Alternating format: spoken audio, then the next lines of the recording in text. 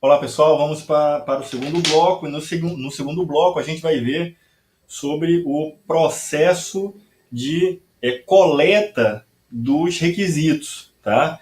Então, a gente falou sobre o gerenciamento do escopo, agora a gente vai adentrar na parte operacional do escopo. Tá? Operacional no levantamento dele. Tá?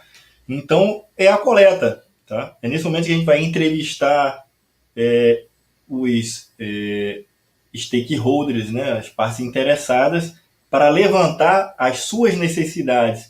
Então, olha os objetivos específicos aí, né? Coletar as características, tá, das entregas.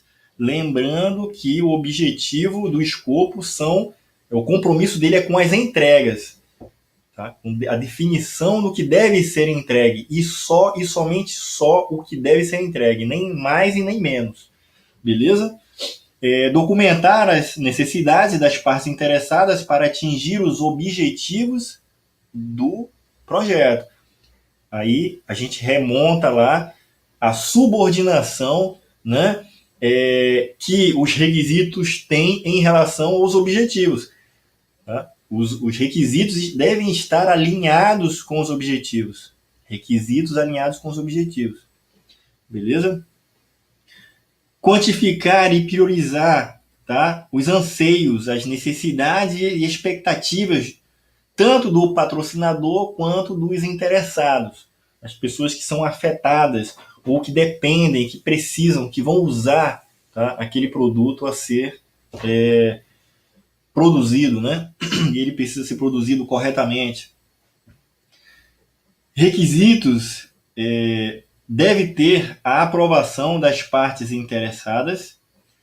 Logicamente, eu estou fazendo o levantamento dos requisitos, é lógico que esses requisitos eles precisam ter a aprovação, precisa ter, em algum momento do projeto, quando o produto for entregue, é que você vai dizer assim, olha, na coleta lá, tá? Você informou que a sua necessidade era essa.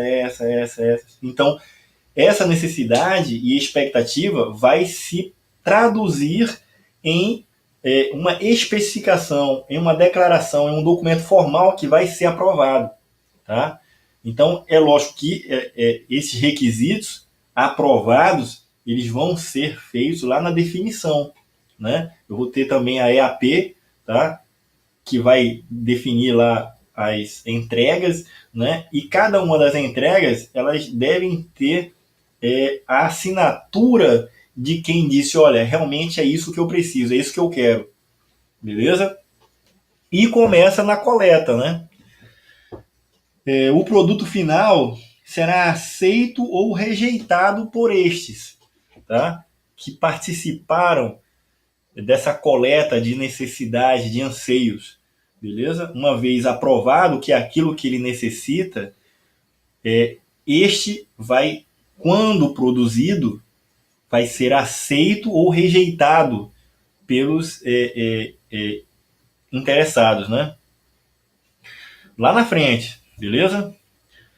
Os requisitos devem ser obtidos, tá? Analisados e registrados em detalhes que sejam suficientes para serem medidos durante a execução. Então, durante a execução do projeto ou daquele produto, as informações que precisam ser coletadas, detalhadas, têm que ser suficientes para que seja feito o controle adequado sobre a produção daquele item lá, beleza? Para não ter retrabalho. Ah, não estava corretamente, faltava informação para produzir esse produto e quando o usuário chegou lá para ele, ah, não era dessa forma, não era assim que eu queria, aí vai gerar um retrabalho. Okay? Os requisitos serão a base para a construção da EAP. Então, por isso que é importante fazer a coleta dessas necessidades da forma adequada, beleza? E que se, vamos supor, esgote, tá, todas as informações importantes para compor lá a definição, tá, a declaração, que é o processo seguinte, beleza?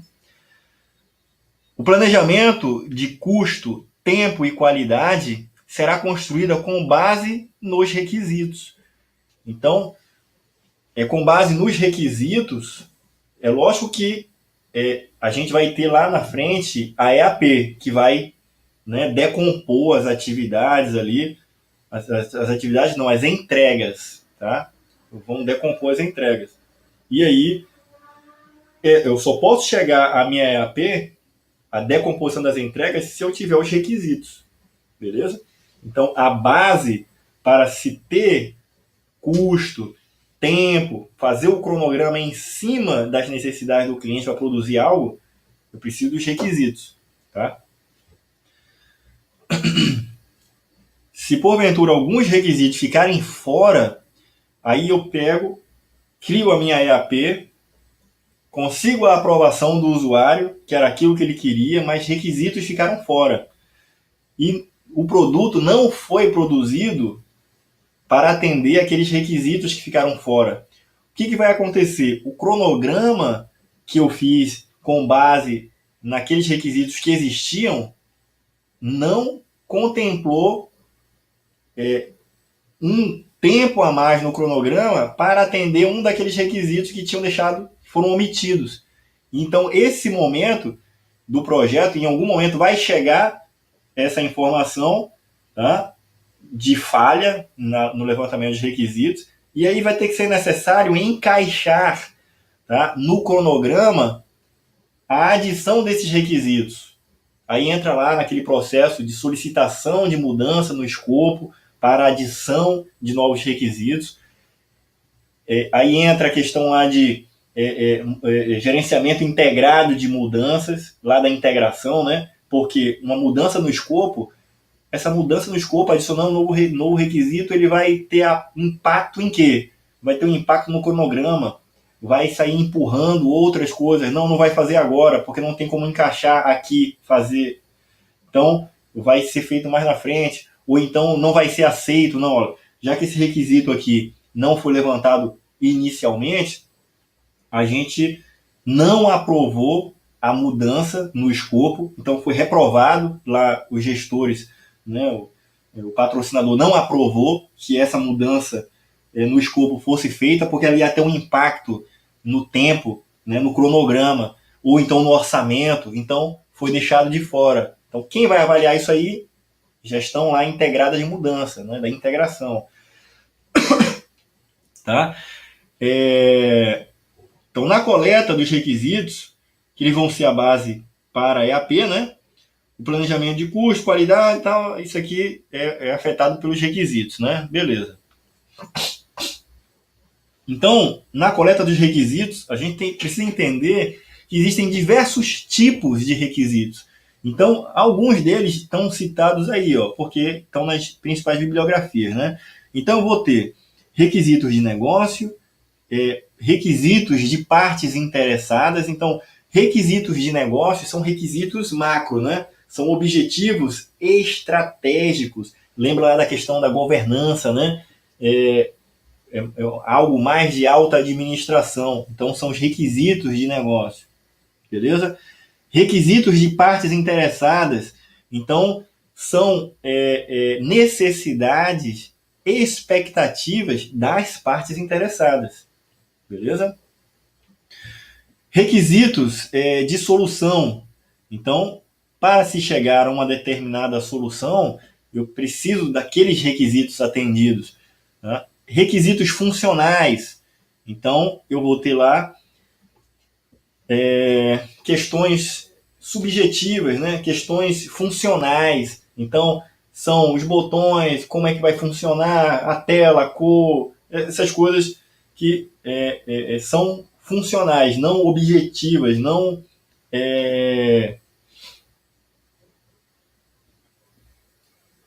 como é que eu posso explicar? São fatores, tá, de sistemas ou entregas que são da utilidade. Aí tem um conceito que é bacana, tá? Que esses dois parâmetros aqui, tá? Requisitos funcionais e não funcionais, tá? Lembrando que lá em ITIL a gente discutiu bastante sobre dois aspectos, que é a utilidade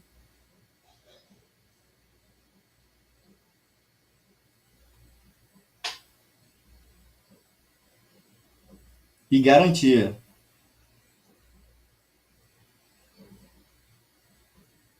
Tá? Utilidade. Isso aqui, pessoal, esses dois parâmetros aqui tem tudo a ver com qualidade.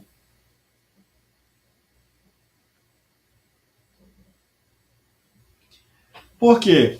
Porque são fatores que dão ao cliente a percepção de qualidade sobre os aspectos de utilidade e garantia. Para mim, que sou cliente, que estou recebendo um produto, para mim, a qualidade é subjetiva.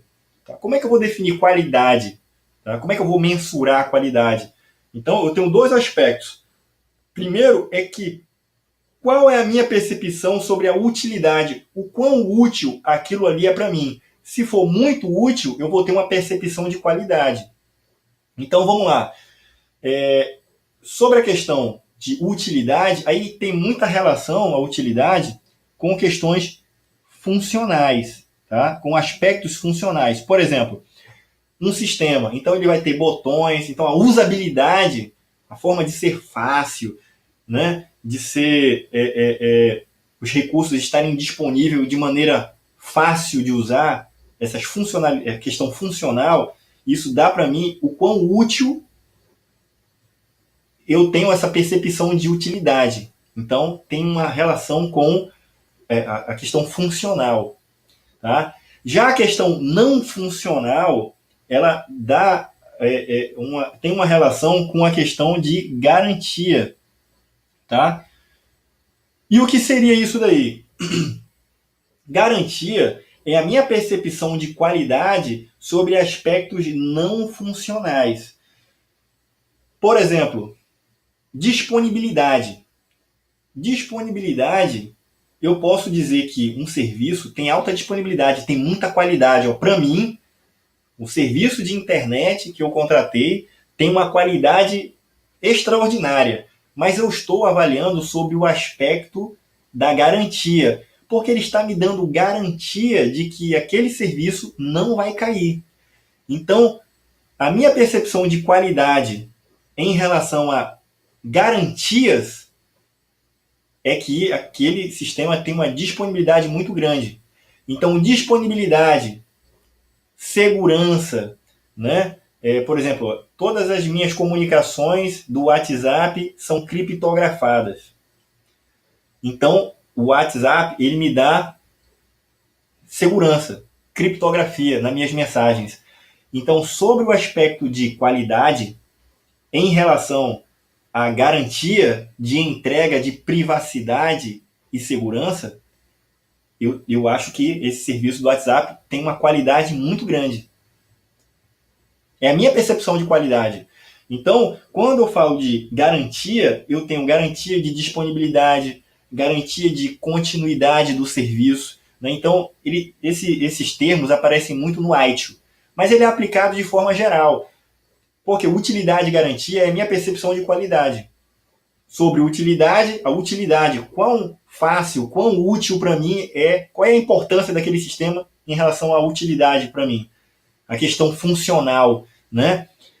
E sobre o aspecto de garantia, a garantia de quê? Garantia de segurança, garantia de disponibilidade, garantia de continuidade, tá certo? São parâmetros não funcionais, tá? São parâmetros que não são funcionais, tá? Então me dá essa garantia aí, beleza? Outra questão aqui, ó, de requisitos. Requisitos de transição. Que seriam isso daí? Para eu partir de uma etapa, de uma fase, tá, para outra, eu vou precisar talvez fazer uma transição de um momento para outro, Por exemplo, um sistema.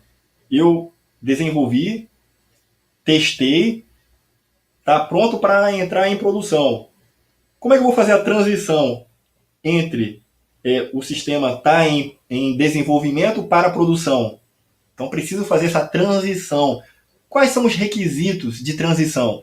Não, olha, para fazer essa transição é preciso homologar, né, passar num ambiente controlado, que faça testes, homologue, que todos os interessados, os stakeholders, têm que testar o sistema, têm que homologar antes de entrar em produção. Isso aí é a transição para a operação. Tá? Então, são os requisitos da transição. Eu estou definindo, tá, quais são as minhas necessidades, as necessidades do usuário em relação aos requisitos que devem ser verdadeiros, são premissas, né? Olha, para entrar em produção é necessário, tem uma premissa aí. Bicho, tem que fazer teste, tem que colocar, tem que homologar. É uma premissa, isso daí. Tá? Então, isso é necessário. São requisitos de transição. Requisitos de projeto, a gente já falou, né? São os requisitos de maneira macro, né? Do projeto em si. Requisitos de qualidade, aí entra em relação àquilo que eu falei para vocês, né? Utilidade e garantia. Pessoal, olha, aprendam essa questão aí, vai cair na prova, certo? Eu tenho certeza absoluta. Pode gravar aí. Em uma das provas, ou do QT, ou do QT da Marinha, ou da SpaceX, deve cair uma questão dessa daí. Pode não ser esse ano, ou pode ser no próximo, certo? Mas é uma questão que, com certeza, está sendo... a gente vê nas bibliografias, nos livros, esses termos aparecendo como sendo um fechamento de ciclo, vamos dizer assim, né, de pensamento em torno da qualidade. Tá? Ou você pensa a qualidade como garantia, tá, de segurança, garantia de disponibilidade, de continuidade, tá? Ou você pensa a qualidade como quesito aí de utilidade. Beleza? Ainda sobre coletar os requisitos, a gente tem as entradas, as ferramentas e técnicas e as saídas. Então vamos falar aqui sobre elas, né? Entradas. Eu vou ter o plano de gerenciamento do escopo, não é isso? Notem aí que agora a gente já está avançando sobre os outros processos do escopo. A interface que o gerenciamento de projeto, a integração no plano geral do projeto tinha com a área de conhecimento e escopo, era com o gerenciamento do escopo, aquele primeiro processo lá. Se você for chegar lá na área de conhecimento risco, então você vai ter lá, tá, que o plano de gerenciamento do risco, que foi produzido pelo gerenciamento do risco, né, é a interface que a seara de conhecimento risco vai ter com a integração lá, com o plano geral, né, do projeto, com o plano de gerenciamento do projeto. Ele vai ter essa interface. Os demais processos do risco não vai ter essa interface direta com a integração, tá? A não ser que seja em relação a controle e monitoramento. Por quê? Porque em controle e monitoramento a gente tem uma interface com o gerenciamento integrado de mudanças. Tá? Todos os processos, tá, que envolvem o grupo de processos controle e monitoramento, tá, de alguma forma, o controle e monitoramento ele precisa fazer a gestão integrada de mudança. Ele precisa ter um elo lá. É como se eu tivesse aqui no escopo, dizendo assim, olha, eu estou controlando o escopo aqui. Mas, para eu controlar o escopo aqui, eu preciso repassar essas informações para alguém acima que tem uma visão ampla do projeto inteiro, que é a gestão integrada de mudança. Tá? Aí por isso esse elo, essa interface, né? Então, tem uma entrada do planejamento, tá? Então, são todos os processos de gerenciamento do escopo, processo de gerenciamento do cronograma, processo de gerenciamento dos riscos, processo de gerenciamento dos recursos humanos. Vai ter como entrada também o plano geral do projeto, tá? E uma interface com a integração voltando para ela lá, como um input, né? É justamente solicitando mudança no projeto, solicitando alteração no plano geral do projeto, solicitando que, se eu preciso alterar alguma coisa nessa minha seara de conhecimento, seja no escopo, seja no risco, seja no cronograma, qual é o impacto que isso vai surtir no projeto como um todo? Aí eu preciso dar um input lá, né? Tranquilo, pessoal? Então, eu vou ter aqui que o plano de gerenciamento do escopo. Eu vou ter aqui o plano de gerenciamento dos requisitos, joia? Como entrada. Eu vou ter o plano de gerenciamento das partes interessadas, tá? Eu vou ter aqui o termo de abertura e o registro de partes interessadas. Como entrada no coletar, porque o que acontece é o seguinte, aqui o plano que foi a saída lá do gerenciamento do escopo, né? É a saída. Aqui ele abarca todos os outros processos, que é do escopo, porque está gerenciando, né? Eu preciso ter essa interface com ele, beleza? Plano de gerenciamento dos requisitos. Eu vou ter o plano de gerenciamento das partes interessadas, né? Termo de abertura. Tudo isso aqui é importante, tá?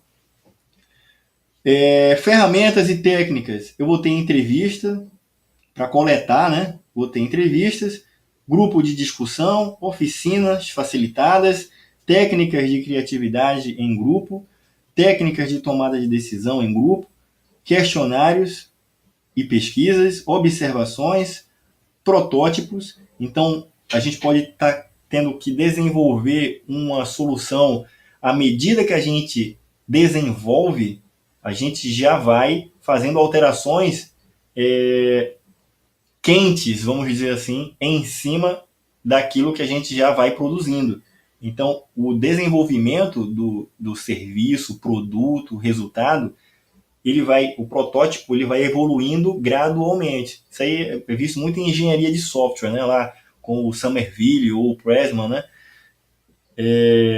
Então, o protótipo ele vai, ao longo do ciclo de vida de todo o projeto, ele vai sendo evoluído, tá? Eu não tenho uma parte para entregar e outra.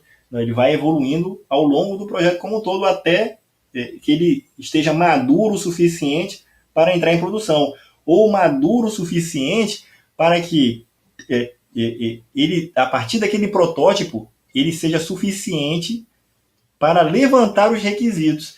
Então, existem protótipos que são feitos apenas para levantar requisitos. Eles não são nem ainda o produto final do cliente. Tá? Tem protótipos que, no desenvolvimento dele, o objetivo dele é amadurecê-lo para que entregue ele já em produção. Mas tem outros protótipos que eles têm o objetivo de ser desenvolvido e amadurecido apenas para aprender a desenvolver e melhorar aquele cara ali e depois passar a fazer do zero aquilo que foi levantado como requisito para aquela solução que se desejava, né? Muitas vezes aquele protótipo ele evolui de uma forma com uma qualidade tão grande que, se o projeto ele tinha como objetivo fazer aquele protótipo somente experimental para levantar os requisitos, acaba que toma-se a decisão no projeto de tornar aquele protótipo o produto final. Mas isso aí depende de cada cenário, depende da solução, do projeto, o que é, né? Então, por exemplo, uma nave vai ser construída para se chegar a Marte, né? Então, eu vou fazer um protótipo, né? E esse protótipo vai lá apenas para levar um macaquinho, por exemplo, né? Então, foi feito lá, eu levantei os requisitos, né? Que aí o animal que foi para lá, né? Entrou em contato com a atmosfera lá e morreu, ou teve algum comportamento quando voltou, né? Os astronautas, quando eles vão para o espaço, eles perdem massa, né? Óssea.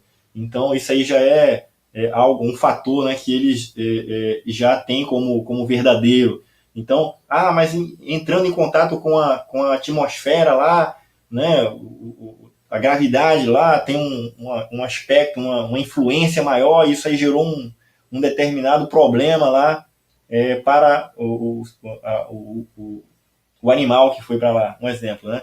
Então, esse protótipo que foi feito foi feito só para levantar esses requisitos aí, né, do projeto final, que era levar o homem para lá. Beleza? Benchmarking, tá certo? Então, o que é o benchmarking? Benchmarking é você ter estatísticas, ter uma ferramenta que vai fazer com que você tenha parâmetros, né, de performance, de avaliação. Então, por exemplo, no nosso caso aqui, eu vou coletar os requisitos, tá?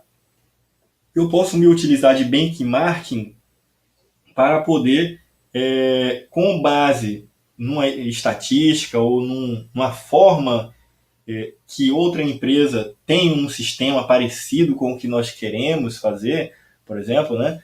Eu posso aplicar um benchmarking para ver o comportamento que aquele sistema vai ter, né? Ou gerar uma estatística específica que me dê uma ideia, tá, do comportamento que seria aquele sistema sendo desenvolvido. Então, essa é uma técnica de benchmarking, tá certo? Eu tenho aqui diagrama de contexto, tá, que eu posso ter um fluxo, tá, contextualizado para me chegar a determinados requisitos. É como se fosse uma decomposição, tá, também de contextos.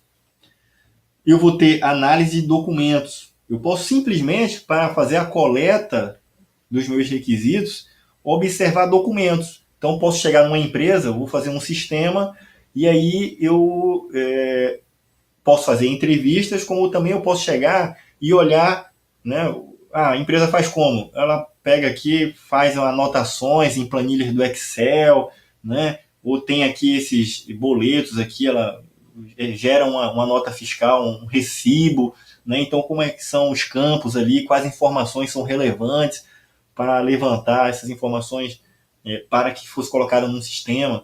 Então, eu estou avaliando, fazendo análise de documentos para levantar essas necessidades. Joia? Saídas. Então, a saída da coleta dos requisitos é a documentação desses requisitos, tá? Das expectativas, necessidades, e a matriz de rastreabilidade dos requisitos. O que é a matriz de rastreabilidade dos requisitos? É um versionamento. Então, quando eu faço uma coleta, tá, eu vou dizer assim, tal usuário, eu coletei essa informação. Para aquele outro usuário, eu coletei essa outra informação. Colocando informações mínimas ali de data e hora que foi coletado. Aquela informação foi aprovada, tá, como sendo uma necessidade dele. Então, ele foi lá e aprovou aquilo ali. Você criar... Não existe uma regra, uma formatação única, tá? Você vai usar, esse modelo aqui serve para todos os projetos. Não, cada projeto de software é um projeto de construção, né? Cada um vai ter uma matriz de rastreabilidade diferente, tá? No geral, vai mapear, tá certo? As pessoas, as necessidades delas, que foram atreladas a elas, tá? O status daquela necessidade, tá? Se é um status novo. Então, num projeto, eu tenho lá o Emanuel, que é o gerente financeiro. Então, para o projeto, ele tem essas e essas necessidades aqui. Qual é o estado novo? Aí, num determinado momento, vai entrar novos requisitos que aquele cara lá, que o Emanuel, vai precisar. Então, dentro da matriz de rastreabilidade, já que é uma matriz de versionamento, um documento que versiona, entrou um novo requisito. Esse novo requisito virou uma solicitação, né, de mudança no escopo, foi aprovada, e aprovada, ela vai tornar oficialmente compor o escopo. Então, nesse momento, vai entrar uma linha lá, né, dizendo lá, ó, necessidade tal, né, do usuário tal, o estado dele, o status, né, um requisito novo e foi aprovado, né? Tá lá essas informações. No geral, é isso daí, beleza? Olha aí ferramentas e técnicas da coleta dos requisitos. Então, eu criei aqui essas informações aí só para vocês darem uma olhada depois, tá? É somente aquilo que eu já expliquei lá, entrevista, tranquilo, grupo de discussão, oficinas facilitadas, cada um tem uma explicação bem facinha aí que eu vou pular aqui, que a gente já falou, beleza? Então, aqui está um exemplo, tá? De uma matriz de rastreabilidade das coletas dos requisitos, beleza? Porque, pessoal, a gente tem que deixar oficialmente registrado que você coletou a informação daquele usuário. Porque imagina assim, no projeto, você coletou as informações dele, aí isso virou as especificações, você decompôs, né, virou a EAP, gerou lá o pacote de trabalho, gerou as atividades, foram feitos, aí o usuário vai dizer, olha, você não me entregou tal coisa que eu coloquei lá nos requisitos. Aí você, não, essa informação, quando eu fiz a coleta, você não passou essa informação, não. Aí o cara vai dizer assim, não, eu passei sim. Aí você vai abrir o documento e vai dizer, olha, você não passou, não. Nos e-mails lá, que era oficialmente a forma como você ia mandar os documentos, ou então você pode dizer lá, está registrado lá em um dos itens lá, um exemplo, né? Você pegou um requisito do usuário e aí esse requisito do usuário foi reprovado. Foi reprovado. E aí você pode ter um campo aqui, motivação. O motivo dele ter sido novo, adicionado, foi aprovado, certo? Você pode ter um aqui que é justificativa, um campo. Isso eu estou criando agora, porque no meu projeto, esse projeto que eu estou gerenciando, precisa desse campo. O usuário gerou um problema uma vez dizendo que tinha um requisito dele que ficou fora. Aí, para controlar agora essa questão, na matriz de rastreabilidade, eu vou rastrear porque foi que o requisito que ele disse que era para estar não foi entregue. Aí você vai entrar aqui na matriz e vai dizer assim, olha para ele, olha, realmente, você na coleta você passou essa informação, mas na reunião está dizendo aqui na justificativa que ele foi reprovado, tá? Ele foi reprovado. Está aqui informando que na reunião o patrocinador disse que não tinha dinheiro para adicionar esse requisito, para implementar no sistema esse quesito aí, ia ficar de fora, né? Construir aquela piscina lá, né, aquática lá nas Olimpíadas, daquele tamanho não era possível, tinha que ser na medida que era para ser, né? Construir tal coisa não era possível porque não tinha orçamento. Então, vai ficar registrado aqui que aquele requisito não vai ser atendido por questão X, tá? Pessoal, matriz de rastreabilidade. Eu, se fosse fazer a prova da SFSEX ou do QT, eu iria colocar essa questão lá, falando lá sobre a matriz de rastreabilidade, tá? Perguntando lá, a matriz de rastreabilidade é uma matriz para o controle do tempo, que faz parte da gestão do cronograma, da gestão do tempo, está na área de conhecimento do tempo. Aí você, caramba, não, é do escopo, é para definir, tá, que eu tenho o rastreamento do que foi definido, ele realmente está lá registrado. E os usuários que aprovaram ou rejeitaram, né, o que foi coletado, eu tenho como ter esse versionamento. Até porque nesse exemplo que eu citei anteriormente, de um requisito que foi reprovado, 3 meses depois, aquele cara, de tanto insistir dizendo que era preciso aquele requisito ser atendido no projeto, que o patrocinador aprovou. Ele disse, não, agora eu vou colocar dinheiro, recurso para você colocar aquele requisito no projeto. Tá? Pode colocar. Aí a integração vai avaliar o impacto daquilo ali. Tem recurso financeiro, dá para colocar no cronograma, né? Esticar o projeto e colocar aquele requisito para ser atendido e tal. Vai ser avaliado esses aspectos aí. E aí é nesse momento que você, na tabela de rastreabilidade, você vai colocar lá, ó, patrocinador. Aí entra aqui, ó, a versão 1.5, a data, certo? Aí você, o autor, aí o patrocinador, certo? O patrocinador histórico. Aí você vai colocar aqui, né? Por ordem do patrocinador, adicionar tal requisito, né? Aí você detalha ele aqui, aí você coloca lá, né? Que foi aprovado como status, né? E coloca no histórico lá, né? Foi aprovado anteriormente ou aprovado, né? Agora, né? Porque tem recurso, então você coloca ali uma justificativa. Então isso vai ficar uma trilha, tá? Um log, um histórico. Esse é o objetivo da matriz de rastreabilidade. É a trilha do escopo, a trilha de mudanças do escopo, tá? A trilha, o histórico log, beleza? Documentações dos requisitos. Então, coletar os requisitos, tá? Então, documentação dos requisitos é a saída da coleta dos requisitos. Os requisitos devem ser capazes, né, de serem rastreados, medidos, testados e controlados. Como é que isso vai ser possível? Através da matriz de rastreabilidade, beleza? Não é agradável chegar ao final de uma fase ou projeto sem a capacidade de medir e aceitar os produtos que foram resultantes daquele trabalho, aquele esforço todo, tá certo? O PMBOK não impõe uma formatação para o documento que registra os requisitos. É aquilo que eu falei para vocês. Cada projeto tem suas peculiaridades, necessidades, vão surgindo ali coisas novas e você vai inventando ali no projeto.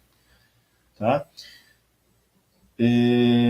Pode ser formal, esse documento que vai registrar os nossos requisitos ou a matriz de rastreabilidade, né? Pode ser um documento muito formal, com muitos detalhes, ou uma lista simples, categorizada, né? Por partes interessadas e as prioridades. Então, posso ter uma lista simples no Word ali, coloco lá, né? Por exemplo, departamento financeiro, aí as pessoas que estão envolvidas com o projeto de lá.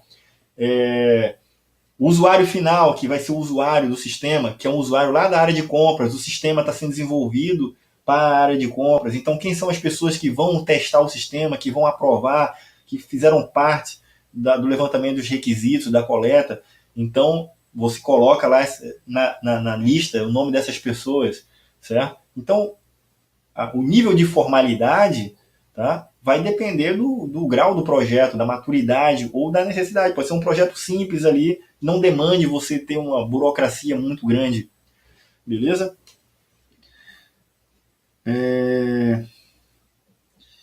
Exemplos de documentação de requisitos. Então, quais são os campos, os atributos, né, as informações relevantes para a gente colocar nesse documento?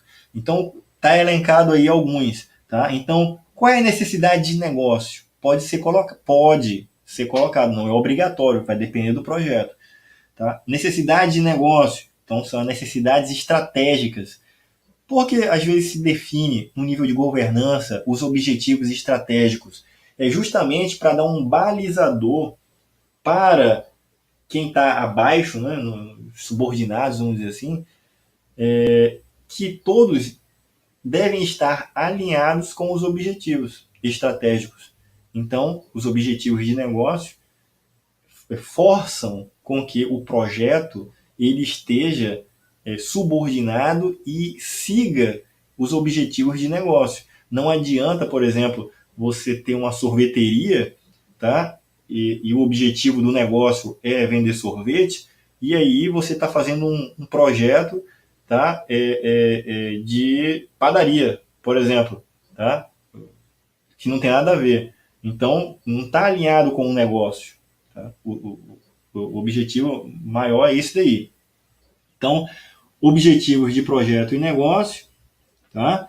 Requisitos funcionais, a gente já falou, os não funcionais, aí entram disponibilidade, segurança, continuidade, né? Capacidade, também é uma das questões não funcionais, a capacidade. Requisitos de qualidade, tá? Aí, pessoal, entra, novamente vou falar aqui, pessoal, a qualidade é um item muito subjetivo. A qualidade ela pode interagir com questões funcionais e questões não funcionais. A qualidade é a percepção do cliente, a sua percepção de qualidade ela pode variar, é muito subjetivo isso daí. Então, pode estar num viés de utilidade ou num viés de garantia. No viés de utilidade, a qualidade que eu tenho como parâmetro de qualidade em relação à utilidade, esse sistema é muito útil para mim. Ele me dá os botões, tá? As cores do sistema são boas, eu gosto de entrar no sistema porque as cores são alegres e tal, não é aquela cor carregada, então tem facilidade, os botões, os recursos estão tudo próximo, então é a utilidade. Eu digo que tem uma qualidade em relação a essa utilidade, essa utilização é facilitada. Já em relação à garantia, então, para mim, tem uma qualidade muito grande a disponibilidade que o sistema me dá. Então, nota aí que esse é um requisito não funcional, disponibilidade, né? E a qualidade que eu tenho de percepção sobre esse parâmetro, a disponibilidade, o sistema fica 99,9999%. Então, tem uma qualidade muito grande de disponibilidade.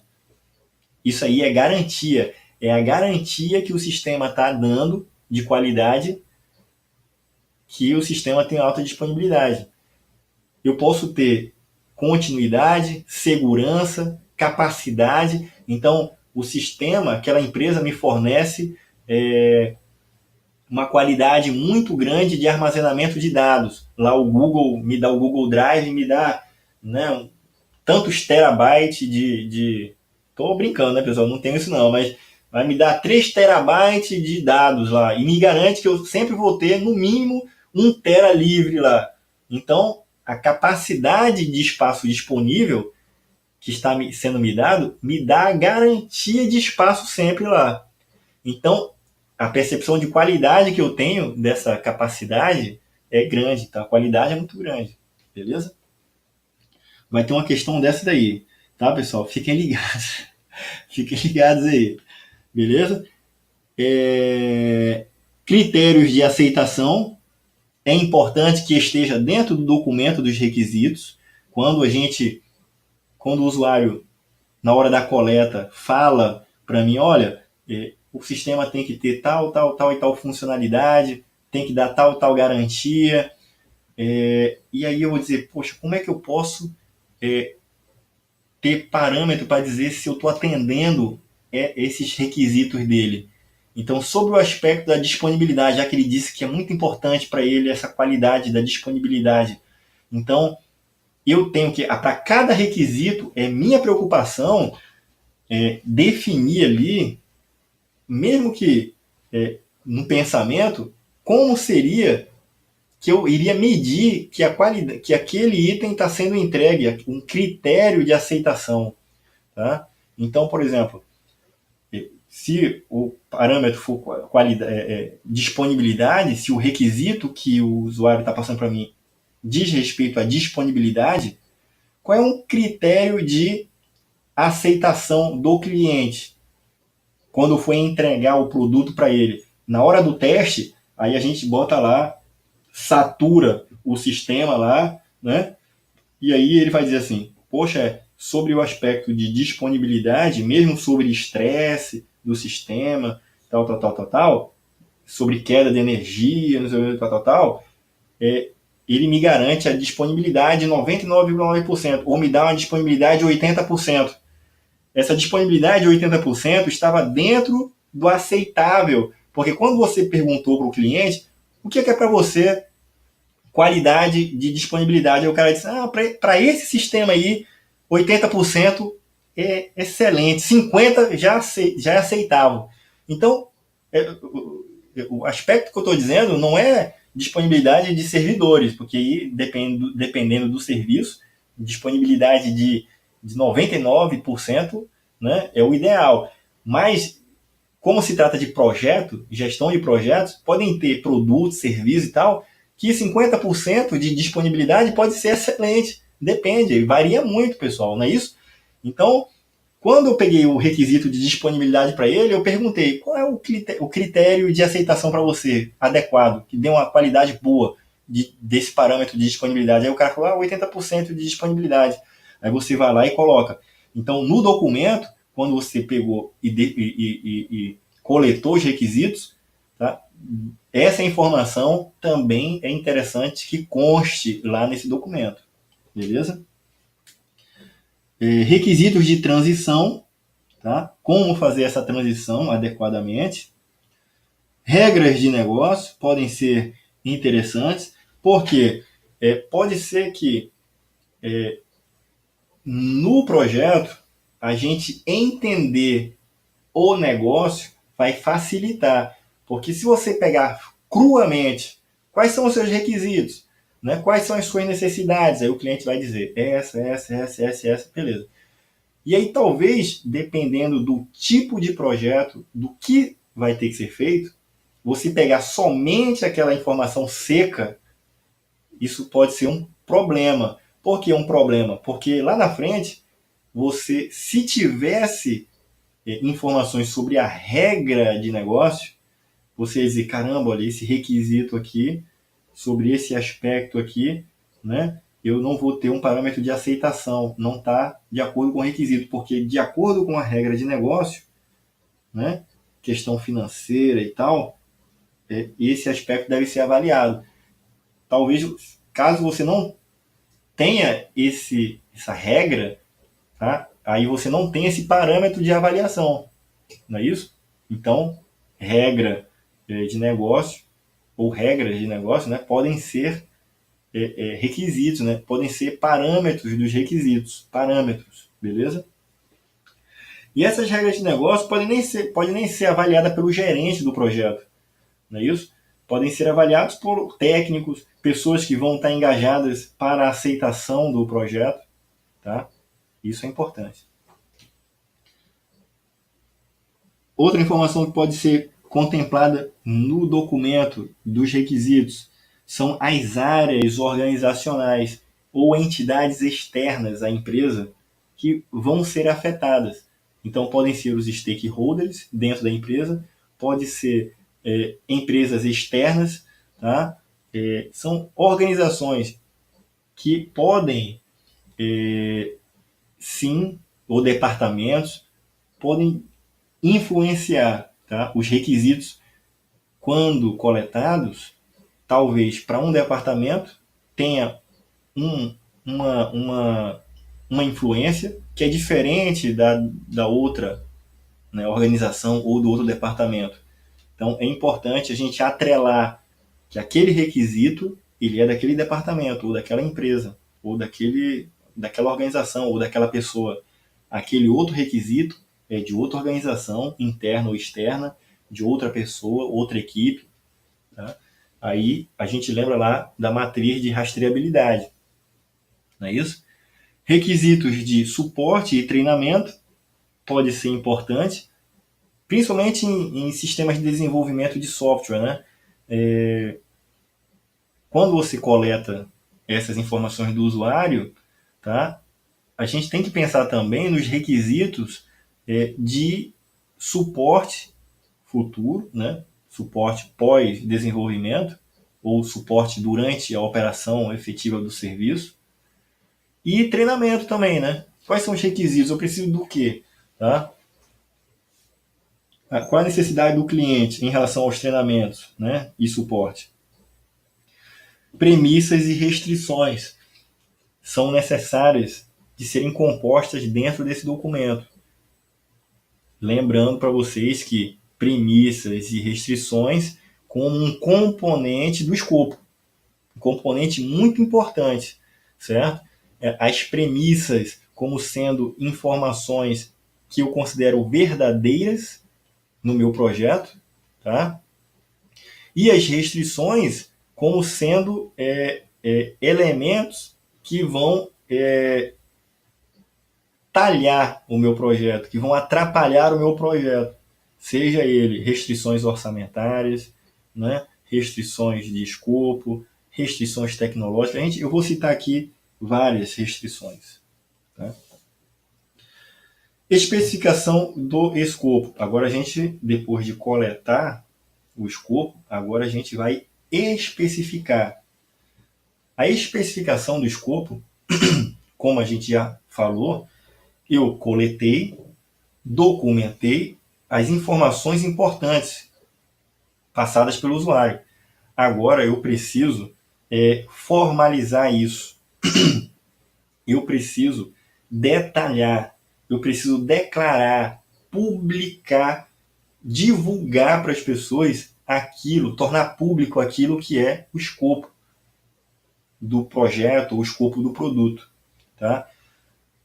Muitas vezes em provas você pode ver esse nome, esse termo, especificação do escopo.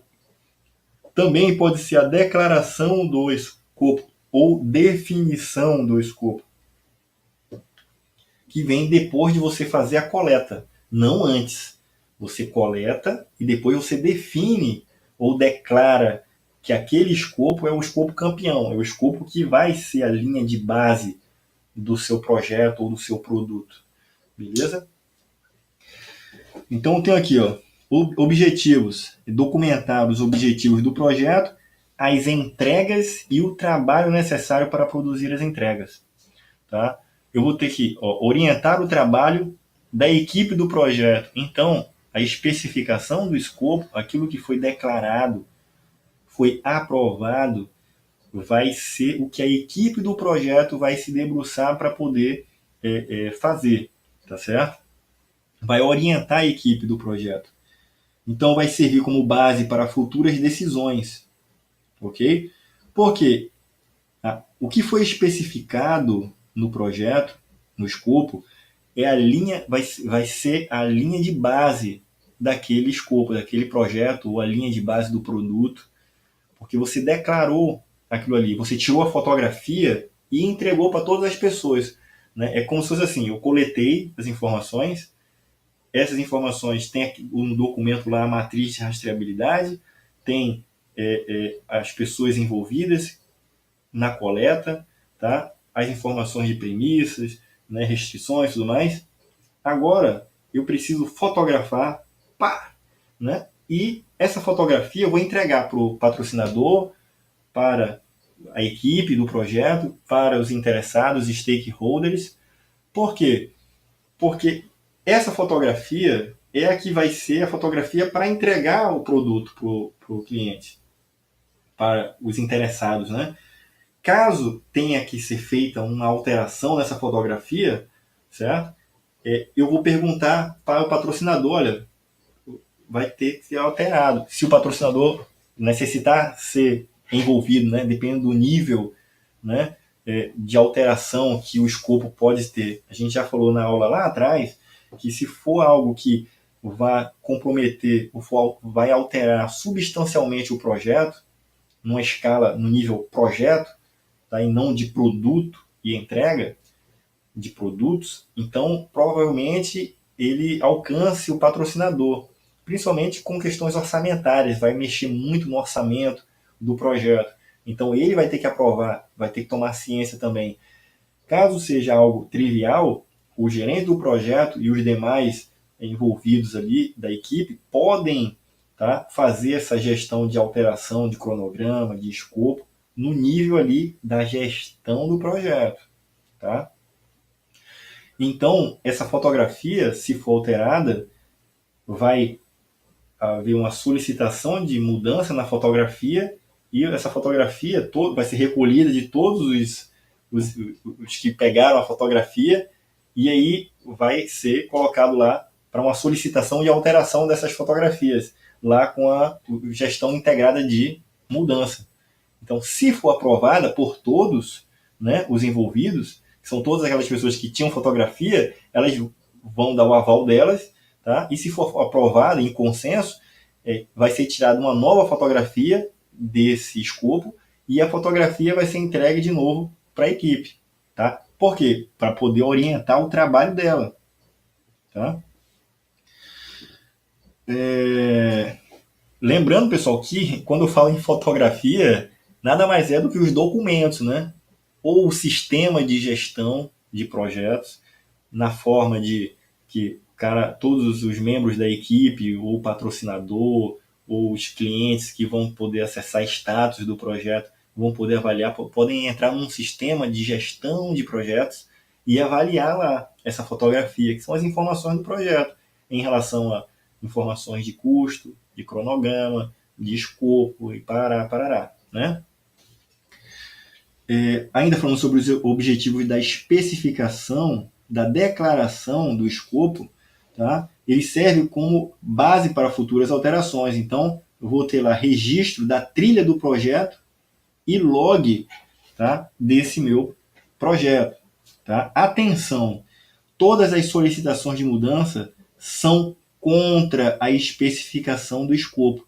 Pessoal, essa frase aqui, tá, é linda demais, pessoal. Tá aqui no novo livro de gerenciamento de projeto do Kim Heldman, tá? Esse aqui, ó, da 5ª edição, tá? Então, o que é isso, pessoal? Olha a essência dessa frase aí, por isso que eu coloquei. Todas as solicitações de mudança são contra, vão de encontro à especificação ou à declaração do escopo que tinha sido aprovada. Então, vamos lá. Solicitação de mudança, ela só existe quando você já está executando algo e existe a necessidade de alterar, tá? Ou talvez nem tenha entrado na execução, mas já foi aprovado por todos os envolvidos que aquele escopo era daquela forma. Foi declarado, foi divulgado amplamente, foi fotografado já, tá? Então tornou-se a linha de base. Se eu for ter que fazer uma alteração, essa alteração ela vai contra o que já foi aprovado, o que já foi especificado, declarado, fotografado, não é isso? Então, essa é uma frase ideal para colocar uma questão de prova, beleza? Aí ele vai e ainda cita lá outras questões que eu acho interessante. Ó. Caso a solicitação de mudança esteja dentro do escopo do produto, ela pode ser alterada, pode ser aprovada ou rejeitada. Então vamos supor o seguinte: dentro do meu projeto eu posso ter diversos produtos que vão ser entregues. E cada um desses produtos, as entregas dele foi especificada. Eu tenho a especificação do produto. Eu tenho a declaração do que deve ser entregue para cada um desses produtos. Beleza.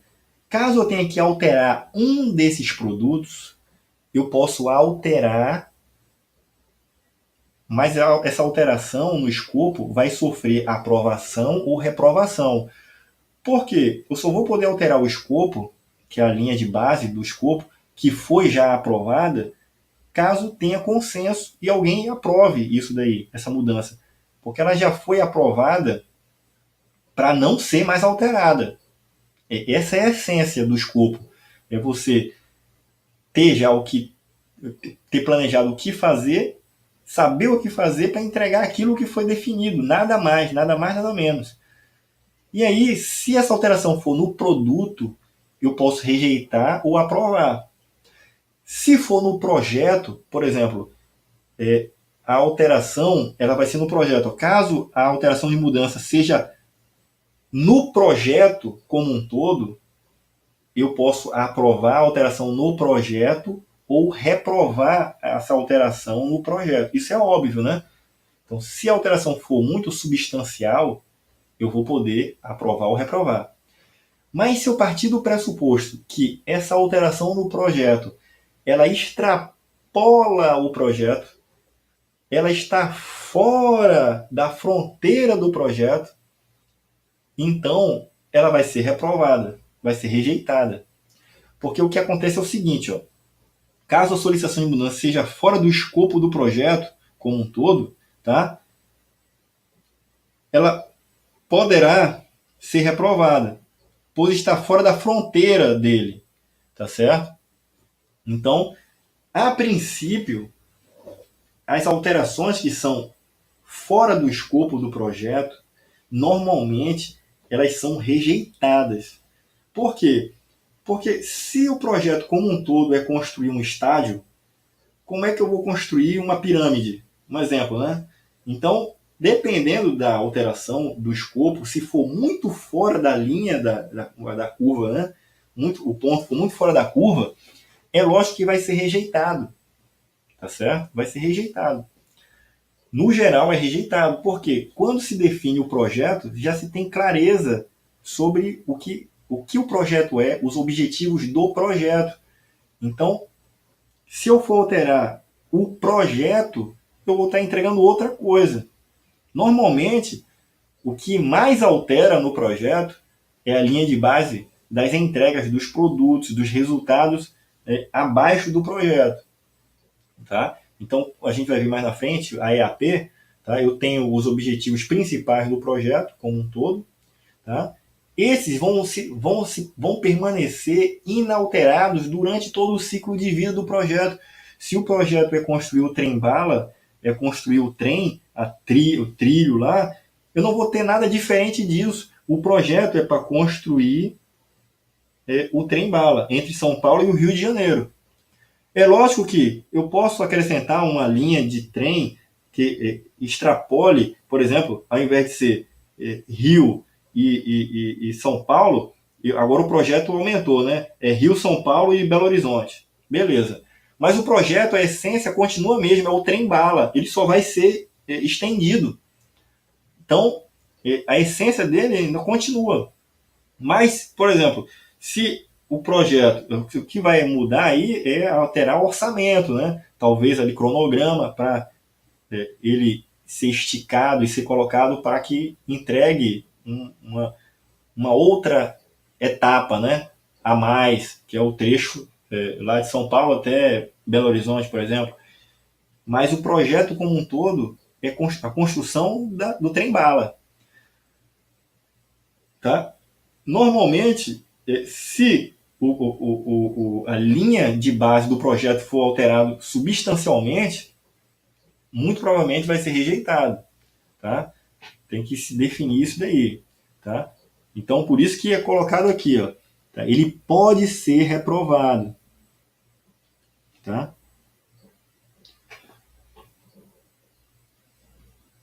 Beleza? Vamos lá. Componentes da especificação do escopo.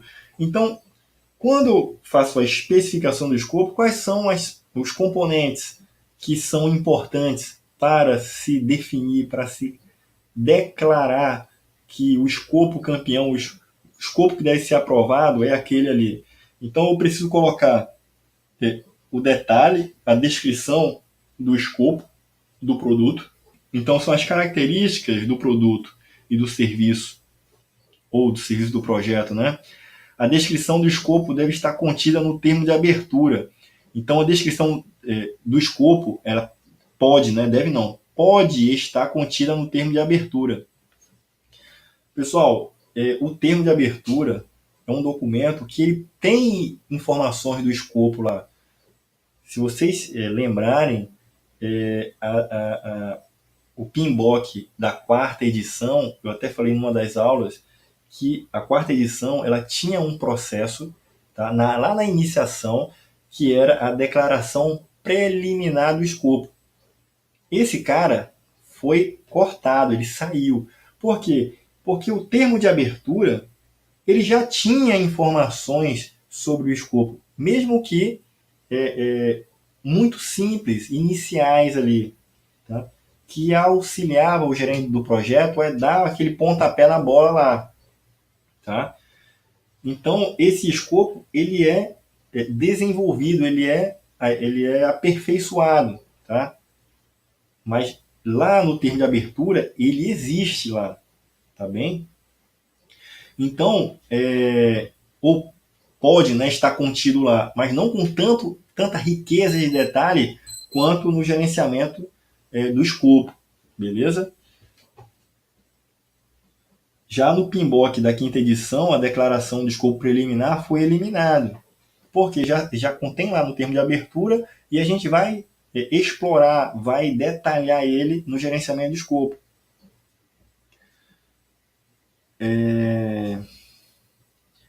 Olha só, caso o escopo esteja no documento do termo de abertura, nada impede do gerente de projeto repeti-lo no gerenciamento do escopo, tá?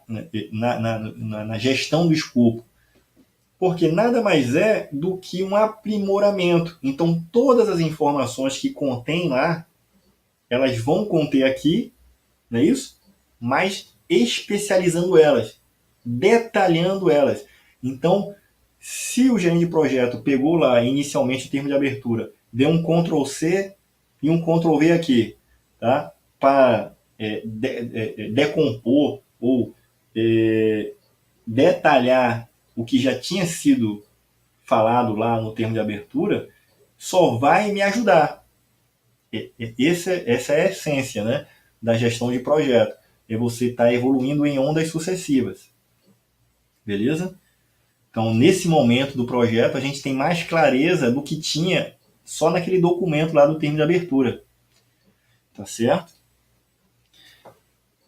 Além da descrição do escopo do produto, eu vou ter os critérios de aceitação, tá? Que definem os requisitos de aceitação das entregas, as partes interessadas, né? Inclui os processos que aceita, né? Tanto as partes técnicas de mensuração, as pessoas que estão envolvidas para a aceitação ou avaliação, né? Desses requisitos, tá?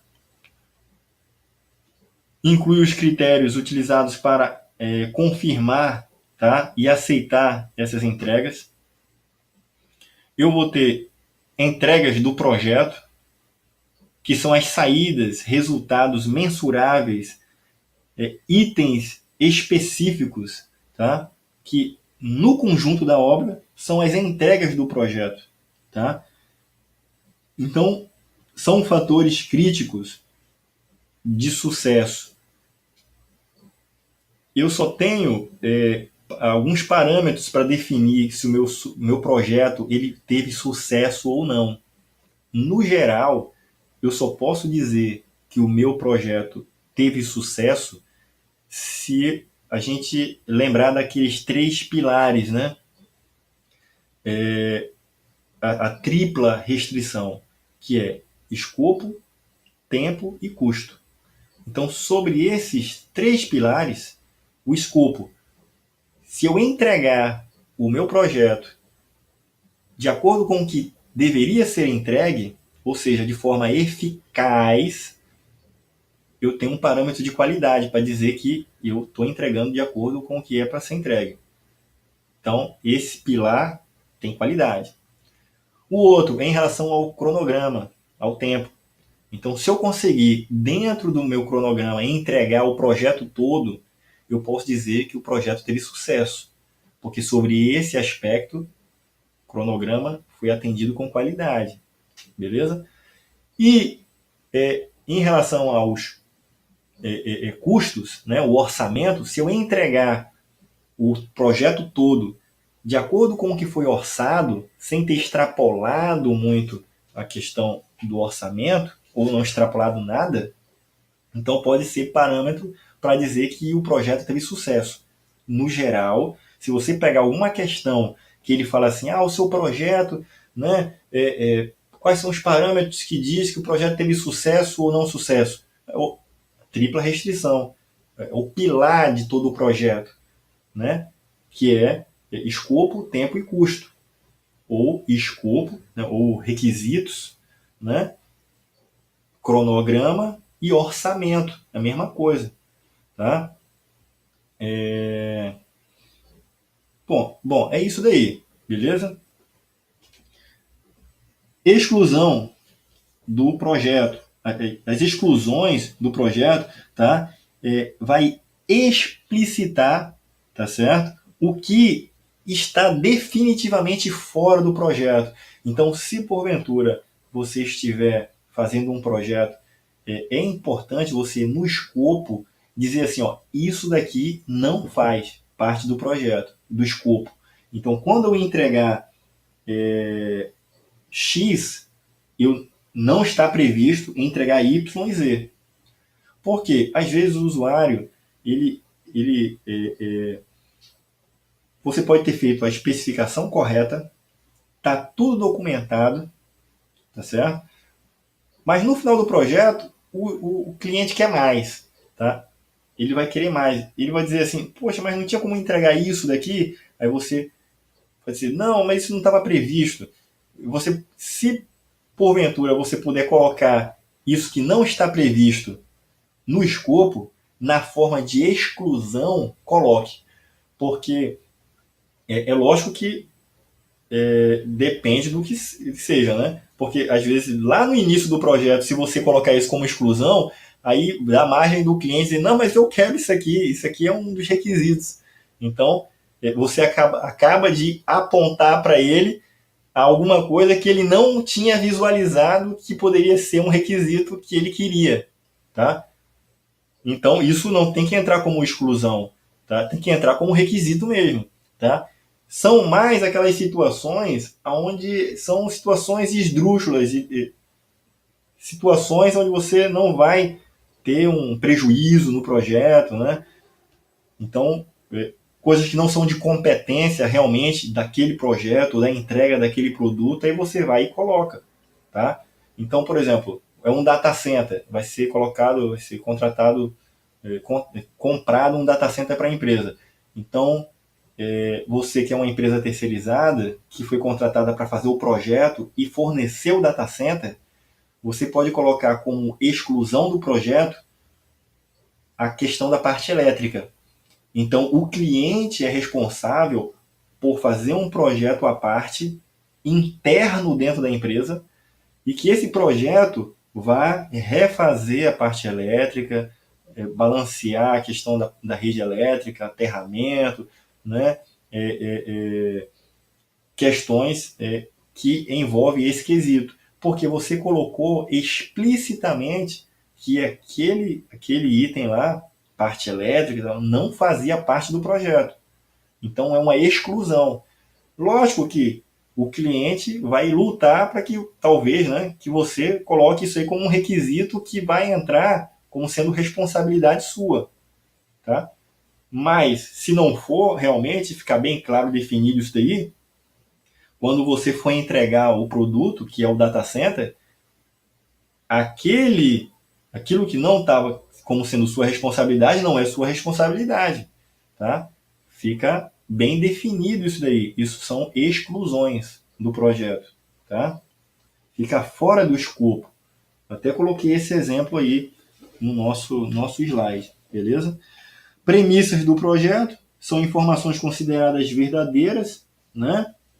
Então, por exemplo, a questão da parte elétrica mesmo aí. Então, para que você leve o data center, entregue ele no prazo lá que o cliente está pedindo, já que você definiu que é exclusão a parte elétrica, a sua empresa, que é uma empresa externa, uma empresa terceirizada, ela vendeu o data center, então você colocou lá que é exclusão o fornecimento da parte elétrica, o balanceamento elétrico, de carga e tudo mais lá, aterramento e tudo, é uma exclusão, você coloca lá também como premissa que a rede elétrica deve estar estabilizada, deve estar com instalações adequadas. Então, são premissas.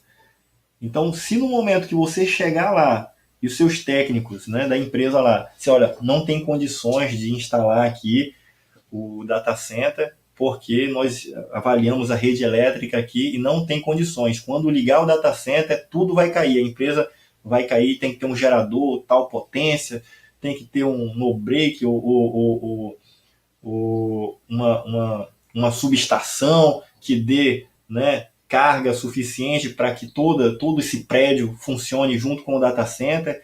Então, o cara vai dizer assim, ó, nós não vamos instalar o data center, porque a rede elétrica não está estabilizada. Essa era uma premissa. Como não foi atendida e está no projeto que essa é uma das exclusões, não faz parte do escopo da entrega do data center, isso daí, então nós não vamos instalar. Então, outro dia vai ser instalado, depois que vocês resolverem esse problema, aí a gente vem aqui e instala. Ou então o cliente aprova que seja feita a instalação, mesmo que o projeto, né, tenha isso como uma exclusão e uma premissa. Já que não foi atendida, se o cliente aprovar que mesmo assim seja ligada as estruturas lá, o data center seja ligado, é de responsabilidade da empresa que comprou o data center. Né? Foi alertado que não era responsabilidade da empresa terceirizada a questão da parte elétrica e também que era um requisito de premissa dentro do projeto, a parte elétrica, que não foi atendido pela empresa, né, que comprou o data center. E aí? Né? Isso aí tem que ser colocado no projeto, porque senão o que vai acontecer? Isso aí não foi previsto no projeto, vocês não colocaram isso como exclusão do projeto, então é responsabilidade da empresa que está fornecendo o data center. Não, mas aí vai ficar aquele jogo, né? Não, mas nós vendemos apenas o data center. Aí vamos dizer assim, poxa, a gente comprou um data center de 10 milhões e você, empresa, não nos alertou das questões de parte elétrica, então eu pressuponho que você é responsável. Ela pode mandar uma dessa, não sei, depende do projeto, né? Depende da empresa, pode dar uma de João sem braço. E como você não colocou que aquilo é uma exclusão, então a empresa pode dar uma de João sem braço e ganhar. E a empresa, por estar fornecendo data center, ter que dar uma revisão ali na parte elétrica, tá? Que não estava previsto. Era uma exclusão, mas que foi omitida de ser colocado. E deu problema lá na frente. Se tivesse sido colocado, não ia gerar esse problema. Se gerasse, o cara ia apontar, ó, foi apontado lá que isso aí não era responsabilidade nossa, não. Tá no projeto, você assinou, tá? O que foi contratado foi só fornecer o data center. E sobre o quesito da premissa, também não pode ser negligenciado. Joia? Restrições são limites, né, fronteiras ou raios de ação, tá, do gerente de projeto e a sua equipe. Beleza?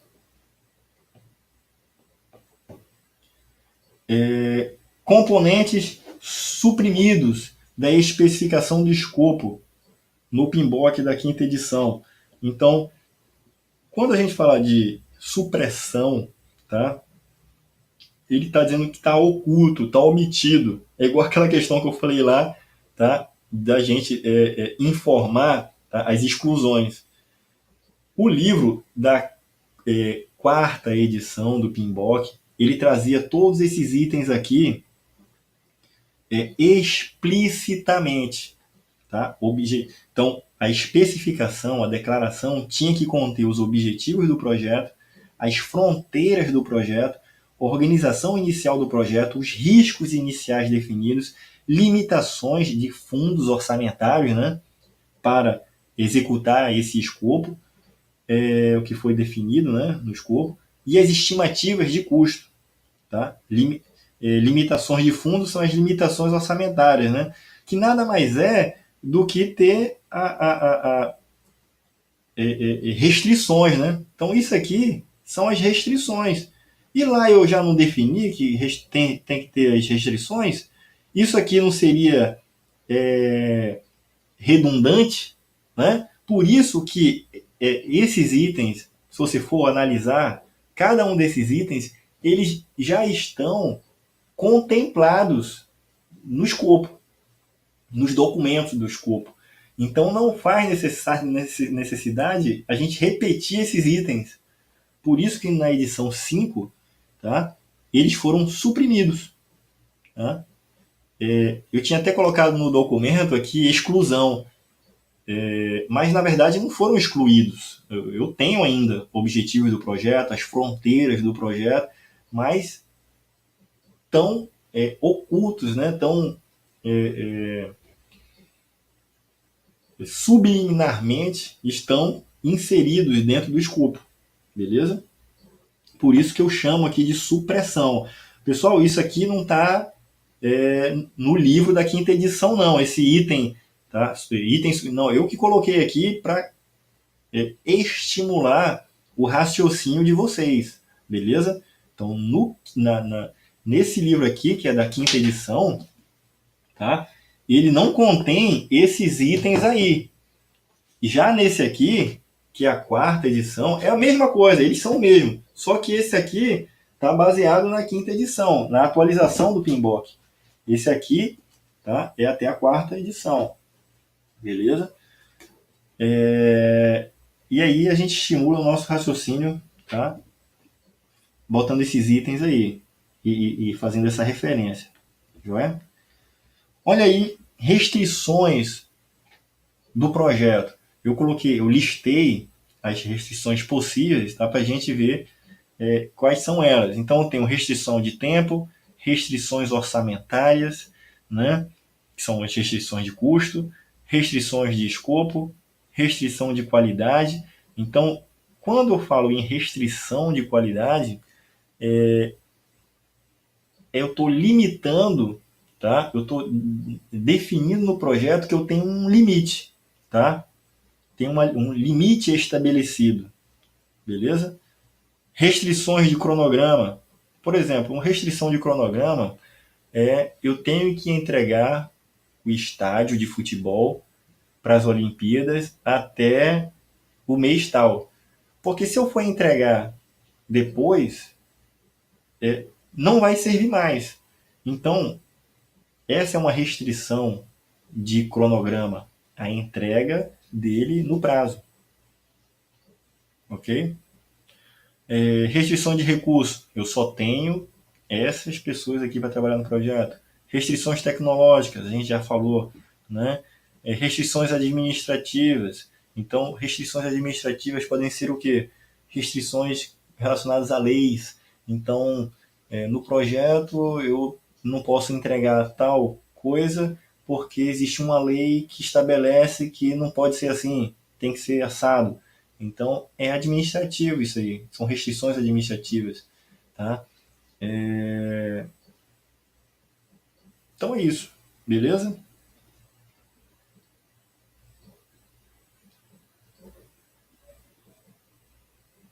A gente tem como entrada ferramentas e as saídas, tá? Na definição do escopo, que é esse processo que a gente está, né? Definição, declaração, especificação do escopo, tudo a mesma coisa. A gente tem o plano de gerenciamento do escopo. A gente lembra lá que o plano de gerenciamento do escopo ele foi feito lá no processo de gerenciamento do escopo. E ele abraça, né, a forma de gerenciar, de conduzir as equipes, de controlar as equipes com relação a todos os demais processos do escopo, né, do gerenciamento do escopo. A gente tem um termo de abertura do projeto, tá? Documentação dos requisitos, ativos de processos organizacionais, beleza? Uma informação aqui, a gente tem os ativos de processos organizacionais, isso aqui é a inteligência, são as informações, é o conhecimento produzido pelos diversos processos da organização que podem ser úteis aqui, não é isso? Por que não está aí os fatores ambientais da empresa? Né? Fatores ambientais não está, estava nos outros processos que a gente já viu até agora, mas ele não está aqui. Porque os fatores ambientais, que são a estrutura organizacional da empresa, né? Questões do setor, né? A questão cultural da empresa, ela teve influência já lá atrás. Ela teve influência na hora de fazer o plano de gerenciamento do nosso escopo. Na coleta, ela teve, porque eu fui coletar nos departamentos. Eu coletei lá, levando em consideração fatores culturais da empresa, tá? Fatores departamentais ou questões, se o projeto é um projeto com influência de um projeto baseado em projeto, né? Ou se ele é baseado na estrutura organizacional, que é baseado em função, né? Funcional ou matricial. Então, são fatores que são influenciados pela cultura da empresa. É uma empresa voltada para a estrutura de projeto, funcional, é matricial, fraca, forte. Isso tudo são fatores ambientais que na coleta eu teve influência direta isso daí, tá? Aqui na especificação não, tá certo? Porque eu já coletei as informações nos departamentos, as influências que teriam que ter sido feitas, tá? Foram feitas na coleta, beleza? Lembrando que a gente está definindo, especificando e declarando o escopo daquilo que já foi feito, daquilo que já foi coletado, e já foi influenciado pelos departamentos, pelas pessoas e tudo mais, beleza? Por isso que ele não aparece mais aqui, na definição do escopo. Ferramentas e técnicas. Então, eu tenho opinião especializada, joia? Análise de produto, geração de alternativas, né? De contorno ali para as especificações. Eu tenho oficinas facilitadas. Saídas, eu vou ter a especificação do escopo do projeto, que é a declaração, é o documento formal já, e eu vou ter a atualização dos demais documentos do projeto. Então, quando toda vez a gente tem uma saída que ela é atualização, ela se chama atualização, é porque o que acontece? Esse já é uma retroalimentação. Primeiro que entrou em planejamento, execução, quando foi verificado, tem uma inconformidade. E aquilo ali gerou um replanejamento. Tá? Vamos lembrar do PDCA, né? Então, o EC, né? Que é o ajuste final, um replanejamento, que é o agir, né? Então, isso daí vai me gerar uma atualização. Então, eu posso ter, a partir desse item, suposições, tá? Que são verdadeiras. Quais são? Uma, eu já passei por um planejamento, eu passei pela execução, a verificação apontou alguma falha. E se eu já estou atualizando a documentação do projeto, é porque eu estou fazendo um ajuste, uma mudança. Ela pode ter passado pela mudança integrada de projeto, ou ainda está somente na esfera aqui do escopo, tá? Do gerenciamento do escopo, mas ele está definindo aqui a atualização nos documentos do projeto. Ou seja, pode ter influenciado o cronograma, o custo, recursos humanos, né? Então, pressupõe-se que na hora de executar o projeto, uma parte, uma fase, um resultado, ele não foi adequado e aí gerou-se uma solicitação de mudança, tá? E que gerou uma atualização, uma melhoria no processo. Tranquilo, pessoal? Então é isso aí. Vamos fazer um intervalo, joia? Para que a gente beba uma água aí e venha com força total para o próximo bloco. Valeu, forte abraço.